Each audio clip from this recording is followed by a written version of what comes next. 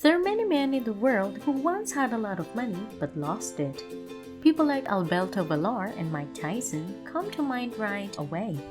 This is clear evidence that having a lot of money is not the solution to being poor. We'll tell you why having a high income doesn't mean you'll be rich. Hello everyone, welcome to Success Wisdom. In this video, we're going to talk about how can high income earners be so poor today. If you're new to this channel, do like and subscribe to the channel. When something or someone always takes a big chunk out of your pay, it's hard to feel rich. When you compare yourself to people higher up on the food chain, things like spending money on necessities, living and saving money for the future don't feel like luxuries. Compared to your neighbor who drives a luxury car through the streets every night, it's hard to feel rich. But it's possible that you were on the way to getting rich while your neighbor was on the way to getting broke. If you can believe it, there was a time when professionals on the rise thought it was a big deal to make six figures. For young people who were not married, it meant owning a house with a doorman, driving a European car, eating at nice restaurants, and going on vacation to the Maldives. For married people, it meant owning a big house in the suburbs and having enough money saved for college for their kids. $150,000 was a status symbol as well as a way to live well. For these six-figure dreams, it meant becoming part of the wealthy elite. These people worked for many years, hoping that their hard work would pay off and that the social contract would make sure they had a happy retirement. A lot of people look up to the idea of making a six-figure salary one day, but $150,000 doesn't offer the same perks today. Because of inflation and more spending, $150,000 is no longer enough to give you a lot of financial freedom. To get ahead financially today, a single person needs to make $275,000 or more. In reality, more and more people are realizing that there is no such thing as enough money. It's enough for the person who makes it, or he works to make what he thinks is enough. So having a high income doesn't mean you'll be rich. There are rules to follow and steps to take to get to your idea of wealth. People who are struggling financially but make a lot of money are so common these days that they have got their own acronym. Henry stands for people who make a lot of money but aren't rich yet. This acronym has come to mean a certain group of high-level workers, most of whom are millennials. Experts say that a typical Henry makes more than $150,000 a year, is in his early 30s, and struggles to find a balance between his spending and saving habits. They are not making enough money and are not getting any closer to their financial goals. Part of the reason they are in this situation is that they live a comfortable, if not luxurious life. To be fair though, you could also blame the economy, which seems to be doing well but has a lot of tension under the surface. Henry's biggest financial problem is that he and his wife often spend more than they can afford and have to cut back on their lifestyle. Most of the time, when you try to do more than you should, you risk going too far, which is part of the problem with people who make a lot of money but live in luxury. If you want to have a lot of money, you know that making more money should only mean saving and investing more if your standard of living goes up at the same rate as your extra cash. If not, you're in big trouble. They shouldn't have to spend more money just because Henry's income keeps going up. If they are used to living on $4,000 or $6,000 a month, they shouldn't spend any more. They might wake up in 10 years and find that they are spending $12,000 a month. Several Henrys end up in because of their expensive habits. Some families can't make enough money to get ahead. Some of these things are going on trips outside of the country, staying in high-end hotels, and owning and or renting out two homes. These people don't seem to be able to give up this way of life. The golden rules that experts often talk about are very different from these choices. The best way to get rich is to avoid living a lavish life, and even though these higher earners aren't helping themselves, they're also being held back financially by things they can't change. Millennials are hurt by the affordability crisis, whether they know it or not. Right now, it may look like the economy is getting better because the stock market is going up and the unemployment rate in the US is still at a 50-year low of 3.5%.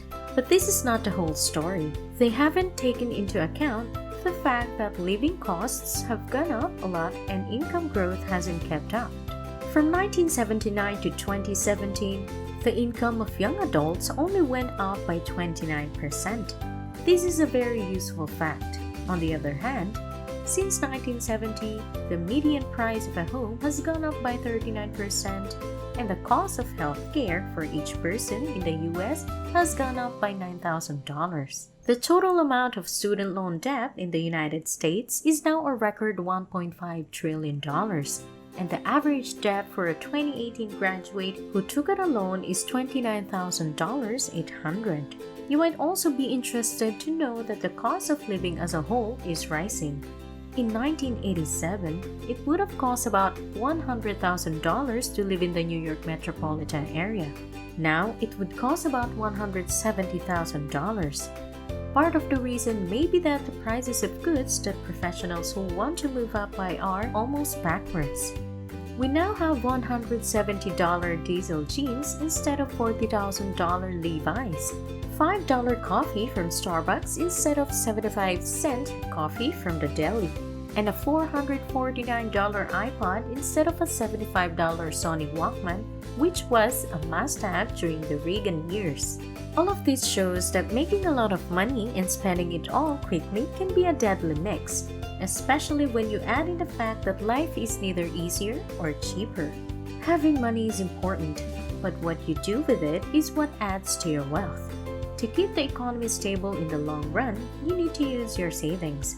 Because of technology, it can be hard to put long-term financial success ahead of short-term things that make you feel rich. Even though the flash in life is getting even flashier and it's hard to say no, most millennials have lost the ability to wait for something they want. Even though a luxury car may make you feel rich now, that may change as you get closer to retirement and have less money saved. But before we continue, if you like this video, don't forget to like and subscribe to the channel. Let's now continue to tackle how can high-income earners be so poor. So, keep in mind that having a high income doesn't mean you'll be rich. If you spend everything you earn, you won't get rich. Yes, it really is that easy. If you make 6 figures but spend all of it, you won't get rich. But this video does have some good news for you. You can build wealth no matter how much money you make. You can start right now to make more money and save it instead of spending it on useless luxuries that only make you look rich. Of course, it's probably easier to build wealth with a higher salary because you can save more after paying your bills. It's smart to work to increase your income while lowering your costs. The more room you can make between your income and your expenses, the more you can save for the future. But you need to know where you stand before you can build wealth. How you invest will depend on how much money you make, how much you spend, and how much you save. You can't spend more than you make, let alone the same amount. And if your costs are already low, you need to find a way to make more money if you want to get ahead financially. It's important to keep track of your income and expenses often. Make sure you don't use more than you have to. Yes, it sounds easy, but you might be surprised at how quickly your bills can add up to more than your salary. You have to be honest and add up all your costs. Once again, these people live lavishly, so there is always room for them to save money once they start to think about their future costs. These costs can be cut by eating out less, finding cheaper ways to get to work, or just living in a smaller space. Once you have a handle on your expenses, it's time to pay off any debts. I'll tell you the truth, it's very hard for anyone to get richer if they have a lot of debt.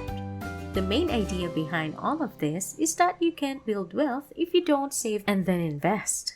Making regular interest payments makes it harder to save and invest. When you have enough money saved up, you can start investing. When you put your savings into smart investments, your wealth can grow faster. Instead of leaving your money in a savings account where it will lose value due to inflation, you should invest it. When a person makes smart choices about how to invest, wealth starts to come. You can build an impressive stock portfolio, get a steady flow of cash from real estate, or just focus on your retirement accounts.